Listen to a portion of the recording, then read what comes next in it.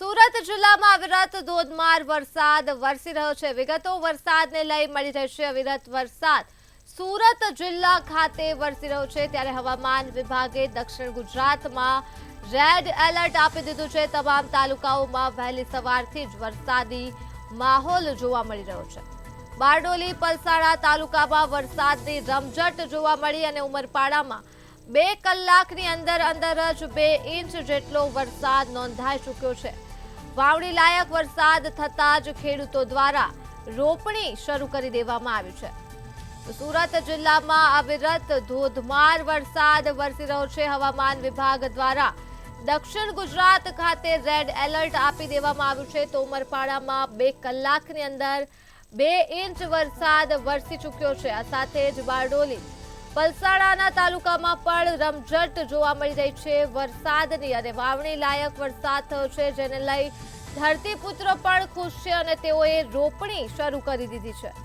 તો ગ્રામ્ય વિસ્તારમાં પણ અવિરત વરસાદ વહેલી સવારથી જ જોવા મળી રહ્યો છે અને રાત્રિના વિરામ બાદ ફરીથી જિલ્લામાં અવિરત ધોધમાર વરસાદ શરૂ થઈ ચૂક્યો છે। સુરત ખાતે સુરત જિલ્લામાં ધોધમાર વરસાદ વરસી રહ્યો છે। હવામાન વિભાગ દ્વારા દક્ષિણ ગુજરાતમાં રેડ એલર્ટ જાહેર કરી દેવાયું છે, ત્યારે સુરતના તમામ તાલુકાઓમાં વહેલી સવારથી જ વરસાદી માહોલ જોવા મળ્યો છે।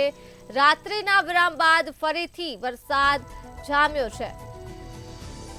તો આ મુદ્દે જ આપણી સાથે સંવાદદાતા અક્ષય મકવાણા ફોન લાઈન પર જોડાઈ ચૂક્યા છે। જી અક્ષય, સુરત જિલ્લામાં અવિરત ધોધમાર વરસાદ વરસી રહ્યો છે, શું છે વધુ વિગતો?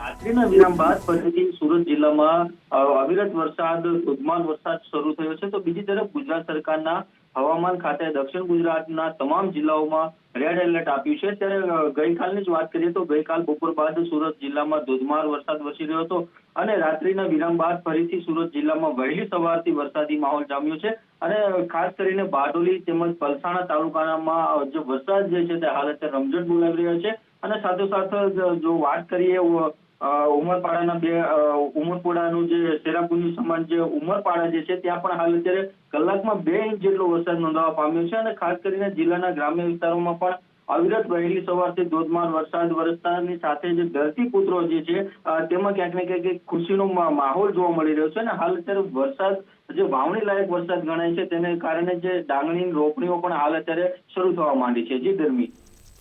જી અક્ષય, તમામ વિગતો બદલ આભાર।